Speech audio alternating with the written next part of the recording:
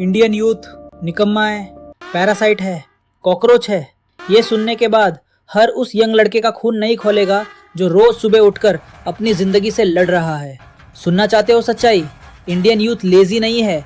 Indian youth थका हुआ है, प्रेशर में है, कंपटीशन में दबा हुआ है, डिग्री लेकर घूम रहा है, जॉब नहीं मिल रही, एक्सपीरियंस मांगो, सैलरी दो पीनट्स जैसी, और फिर बोलो यूथ डायरेक्शनलेस है। कहा जाता है कि आज का यूथ सोशल मीडिया में डूबा हुआ है, लेकिन क्या सिर्फ भारत में? अमेरिका में एवरेज टीनेजर रोज लगभग 4 से 5 घंटे सोशल मीडिया पर बिताता है। साउथ कोरिया में गेमिंग एडिक्शन नेशनल इशू बन चुका है। चाइना में सरकार को बच्चों के गेमिंग आवर्स तक लिमिट करने पड़े। यूरोप में डिप्रेशन और डिजिटल आइसोलेशन बढ़ रहा है। तो फिर सवाल ये है, अगर पूरी दुनिया का यूथ डिजिटल दुनिया में है तो सिर्फ भारतीय युवा ही प्रॉब्लम क्यों दिखता है? यही यूथ है जो रात 3 बजे तक कोडिंग सीख रहा है। यही यूथ है जो यूपीएससी के लिए अपनी जवानी जला रहा है। यही यूथ है जो घर चलाने के लिए 12-12 घंटे काम करता है। यही यूथ है जो फ्रीलांसिंग करके फैमिली संभाल रहा है, और तुम उससे बोलते हो पैरासाइट। भारत का युवा आज दुनिया का सबसे प्रेस्ड यूथ है। एक तरफ कंपटीशन, दूसरी तरफ बेरोजगारी, तीसरी तरफ परिवार की एक्सपेक्टेशंस, और चौथी तरफ वो लोग जो एसी कमरों में बैठकर लेक्चर्स देते हैं कि युवा गलत दिशा में जा रहा है। सच्चाई क्या है?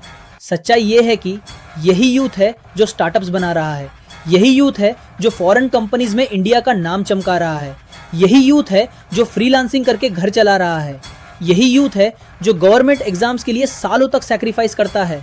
हाँ, कुछ लोग सोशल मीडिया पर टॉक्सिसिटी फैलाते हैं, कुछ लोग फेक एक्टिविज्म करते हैं, लेकिन क्या पूरे जनरेशन को उसी तराजू में तौल देना सही है? मैं एक इंडियन यूथ हूँ, और मैं वही बोलूँगा जो मैंने खुद फील किया है। जब भी मैं अपने पेरेंट्स या रिलेटिव्स के साथ गवर्नमेंट हॉस्पिटल जाता हूँ तो अंदर जाते ही एक अजीब सी नेगेटिविटी फील होती है।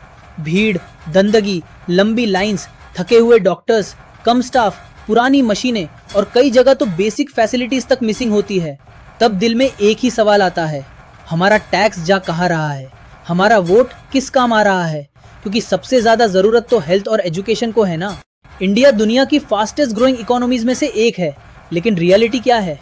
गवर्नमेंट हेल्थ स्पेंडिंग अभी भी जीडीपी का सिर्फ अराउंड 2% के आसपास है, जबकि कई डेवलप्ड कंट्रीज अपनी इकोनॉमी का 6% से 10% तक हेल्थ केयर पर खर्च करती है।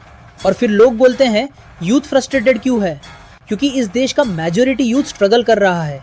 किसी के पास जॉब नहीं, किसी के पास स्टेबल इनकम नहीं, और अगर जॉब मिल भी जाए तो सैलरी इतनी कम होती है कि प्राइवेट हॉस्पिटल का सिर्फ ओपीडी चार्ज देने में भी सोचना पड़ता है।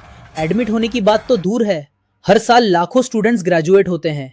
Engineering, MBA, BCom, BA degrees हाथ में होती हैं, लेकिन जॉब्स या तो है नहीं, या फिर इतनी कम सैलरी वाली है कि यूथ को मजबूरी में अपनी फील्ड छोड़कर दूसरी जॉब्स करनी पड़ती हैं।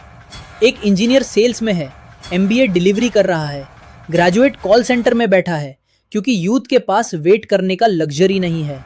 हम कॉम्प्रोमाइज करते हैं, सपनों से कॉम्प्रोमाइज, करियर से कॉम्प्रोमाइज, मेंटल पीस से कॉम्प्रोमाइज, सिर्फ सरवाइव करने के लिए। फिर भी यही यूथ रोज सुबह उठता है, फिर से ट्राई करता है, फिर से फाइट करता है, और फिर कोई बोल देता है आज का यूथ निकम्मा है। इंडियन यूथ को इंसल्ट करना बंद करो, उसे मौका दो, सिस्टम दो, सपोर्ट दो, क्योंकि जिस दिन ये यूथ सच में उठ गया ना, उस दिन दुनिया को पता चलेगा इंडिया की सबसे बड़ी स्ट्रेंथ उसकी पॉपुलेशन नहीं, उसका यूथ है।